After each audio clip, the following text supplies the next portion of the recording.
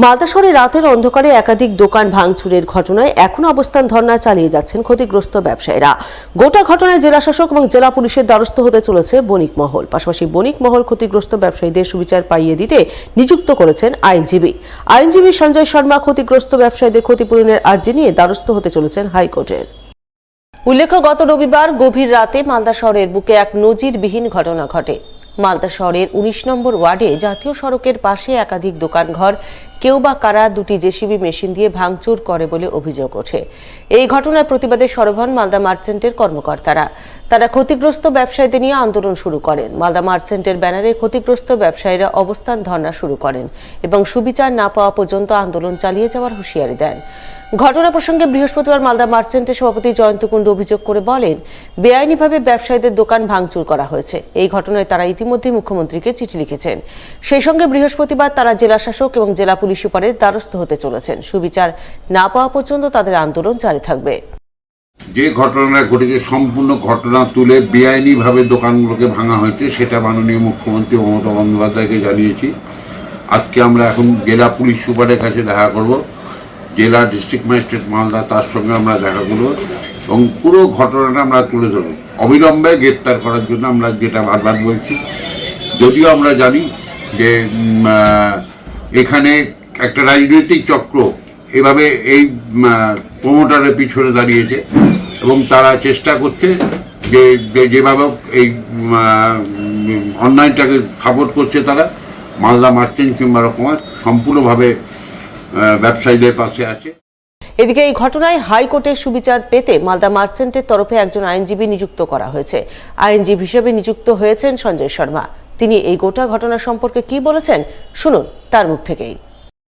ব্যাপারটা হচ্ছে যে ডেমোলিশনটা মিউনিসিপ্যালিটি ইস্যু করেনি এবং যেটা দিয়েছিল সেটাকে উইথড্র করে নেওয়া হয়েছে। দেয়ার আফটার এখানে রেন্ট কন্ট্রোল একটা কেস হয়েছিল। রেন্ট কন্ট্রোল অ্যাক্টে ইনাদের যেটা মানে দোকানদারদের প্রেয়ারটা রিজেক্ট হয়েছে, কিন্তু রেন্ট কন্ট্রোল অ্যাক্ট কখনো বলেনি যে ডেমোলিশন করে দিতে। এবং দিল্লি হাইকোর্টের অর্ডার আছে যে রেন্ট কন্ট্রোল অ্যাক্টের কোনো পাওয়ারই নাই যে ও কোনো প্রপার্টি ডেমোলিশনের অর্ডার দিতে পারে। তো সেই ক্ষেত্রে এরা যে মিসগাইড করছে লোকদেরকে যে আমাদের ফেভারে অর্ডার আছে, একটা অর্ডারও ফেভারে নাই। উপরন্তু পাওয়ার আছে লোয়ার কোর্টের কেসটা এখনো পেন্ডিং, সেই লোয়ার কোর্টে এখনো ডিসপোজাল হয়নি। তো সেই কারণে এখন এটা ডেমোলিশনটা যদি ওনাদের ফেভারেই থাকতো তাহলে ওনারা পুলিশ প্রশাসনকে সঙ্গে নিয়ে দিনের বেলা ভাঙতেন। ওনারা রাত্রিবেলা চুরি করে আর কি অন্ধকারের মধ্যে ওটাকে ভেঙেছেন। এখান থেকে বোঝা যায় যে ওনাদের ফেভারে কোনো অর্ডারই নাই। ব্যাপারটা হচ্ছে যেটা আইনি অপব্যাখ্যা করা হচ্ছে, সেই অপব্যাখ্যার কোনো যৌক্তিকতা নেই। বৃহস্পতিবার থেকে শুরু হলো মালদার হজ যাত্রীদের টিকাকরণ প্রক্রিয়া।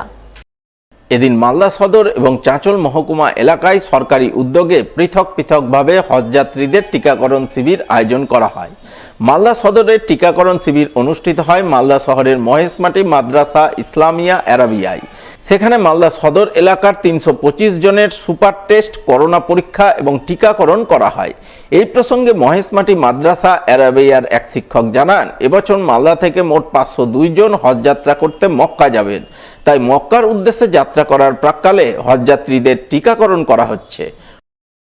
আজ মহেশমাটি মাদ্রাসা ইসলামিয়া আরাবিয়ায় হজ ভ্যাকসিনেশন প্রোগ্রাম চলছে এবং আমাদের মালদা ডিস্ট্রিক্টে এবার ৫০২ জন টোটাল হাজি হজ উদ্দেশ্যে রওনা হবেন এবং তার মধ্যে মালদা সদরে আছে ৩২৫ জন, চাঁচলে আছে ১৭৭ জন।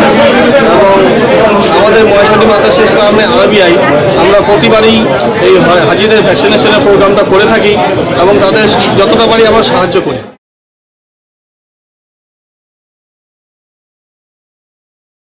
মুখ্যমন্ত্রী মমতা বন্দ্যোপাধ্যায়ের উদ্যোগে বৃহস্পতিবার মালদায় শুরু হলো রাজ্য স্তরের ৩১তম আদিবাসী একাঙ্ক নাটক প্রতিযোগিতা।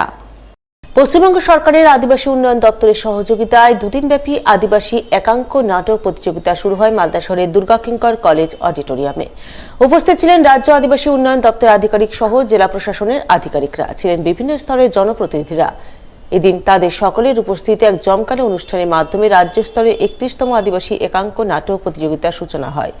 এই প্রতিযোগিতায় রাজ্যের বিভিন্ন জেলা থেকে মোট 9টি আদিবাসী নাটকের দল অংশগ্রহণ করে। তারা বিভিন্ন ধরনের নাটক পরিবেশন করে, যার মাধ্যমে আদিবাসী সমাজের সাংস্কৃতিক ঐতিহ্য, জীবন সংগ্রাম ও সামগ্রিক উন্নয়নের ঝলক ফুটে ওঠে।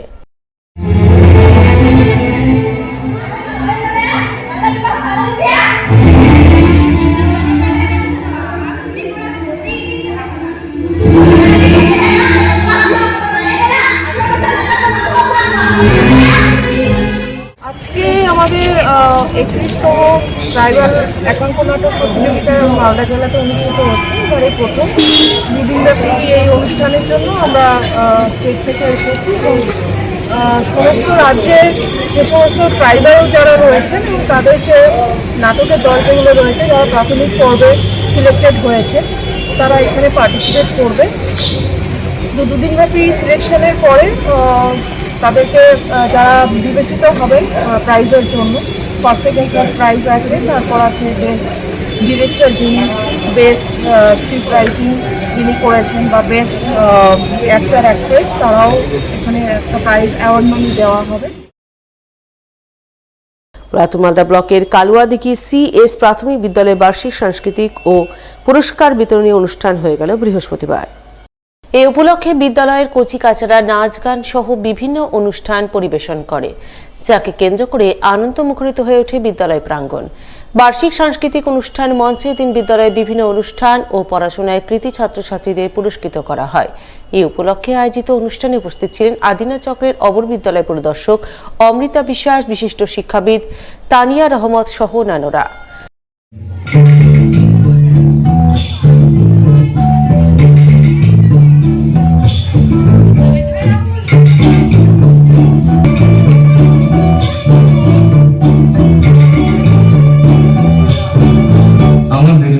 তলায় ভিড় জমেছে, বসেছে মেলা, দেখতে যাব আমি তুমি।